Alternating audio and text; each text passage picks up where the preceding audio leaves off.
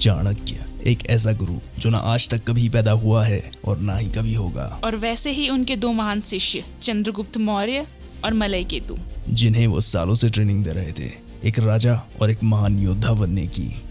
आखिर वो समय आ ही गया कि इतना बड़ा साम्राज्य कौन संभालेगा और राजा किसे बनाया जाए। चाणक्य खुद ये फैसला नहीं कर पा रहे थे कि आखिर राजा किसे बनाया जाए, क्योंकि दोनों एक से बढ़कर एक महान और काबिल शिष्य थे। तो फैसला करने के लिए चाणक्य ने मलय केतु को अकेले में बुलाया और बोले कि मैं चंद्रगुप्त के गले में एक माला पहनाऊंगा और जब चंद्रगुप्त सो जाए तो तुम्हें वही माला उसके गले से लानी होगी और अगर तुम ऐसा कर लेते हो तो तुम ही राजा बनोगे। बस शर्त यह है कि ना माला टूटे और न चंद्रगुप्त जागे।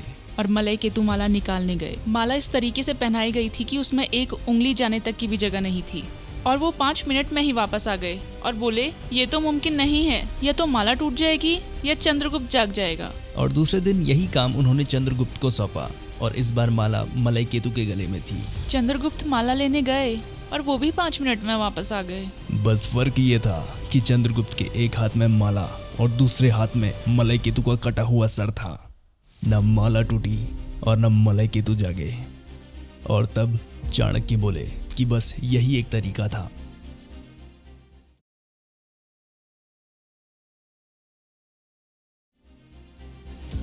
इंडिया का एक ऐसा राजा जिसने luxurious car company roles Royals को बंद होने की कगार पर छोड़ दिया और खुद रोल्स रॉयल्स कंपनी ने माफी मांगी और 6 कार फ्री में दी।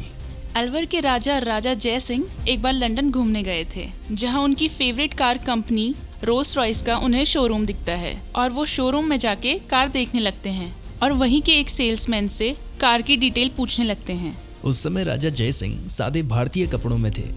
सेल्समैन बोला, एक भारतीय रोल्स रॉयल्स की कार के बारे में पूछ रहा है, इतने में तो पूरा भारत बिक जाएगा, तो भी एक रोल्स रॉयल्स की कार नहीं खरीद पाओगे, और उन्हें शोरूम से भगा दिया। ये बात सुनकर उन्हें बहुत दुख हुआ और वो चुपचाप भारत आ गए और भारत आकर अपने एक मंत्री को उसी शोरूम में भेजा और पूरे शोरूम की सारी कार खरीद कर इंडिया भिजवाने का ऑर्डर दिया और रोल्स रॉयल्स की सभी कारों को नगर पालिका को सौंप दिया और बोला कि अब से शहर की सारी साफ सफाई और कचरा इन्हीं कारों से फेंका जाएगा। और धीरे धीरे ये बात यूके, अमेरिका जैसे बड़े बड़े देशों में फैल गई कि रोल्स रॉयस की कारों को भारत में कचरा फेंकने के लिए इस्तेमाल किया जा रहा है। और रईस लोग कहने लगे कि जिन कारों से कचरा फेंका जा रहा है उस कार को भला हम क्यों इस्तेमाल करें। और धीरे धीरे रोल्स रॉयल्स कंपनी बंद होने की कगार पे आ गई और जब उन्हें पता चला कि ये वही भारतीय है तो रोल्स रॉयल्स ने खुद उन्हें एक लेटर लिखा जिसमें उन्होंने उनसे माफी मांगी और राजा के लिए 6 कार फ्री में भिजवाई और आखिर में राजा ने उन्हें माफ भी कर दिया। स्वामी विवेकानंद का एक ऐसा किस्सा जिसे सुनकर आपको मजा ही आ जाएगा। एक बार स्वामी विवेकानंद ट्रेन में सफर कर रहे थे और ठीक उन्हीं के सामने 3 चालाक लड़कियां बैठी थी और उनकी नजर स्वामी विवेकानंद की महंगी घड़ी पर थी और उन्होंने सोचा क्यों ना इसकी महंगी घड़ी ले ली जाए और ये संत महात्मा हमारा क्या ही बिगाड़ लेगा। और बोली कि ए संत महात्मा, ये घड़ी चुपचाप हमारे हवाले कर दे, वरना हम हल्ला मचा देंगे कि तुम हमारे साथ बदतमीजी कर रहे थे। स्वामी विवेकानंद चुपचाप बैठे रहे और वो लड़कियां फिर बोली कि ये घड़ी हमारे हवाले कर दे, वरना तेरे लिए अच्छा नहीं होगा।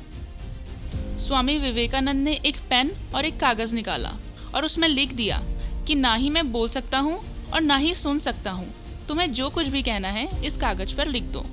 और उन चालाक लड़कियों ने लिख दिया कि चुपचाप ये घड़ी हमारे हवाले कर दो, वरना हम शोर मचा देंगे कि तुम हमारे साथ बदतमीजी कर रहे हो। स्वामी विवेकानंद ने चुपचाप वो कागज उनके हाथ से लिया और अपनी जेब में रख लिया और बोला कि जाओ, अब जितना शोर मचाना है मचा लो।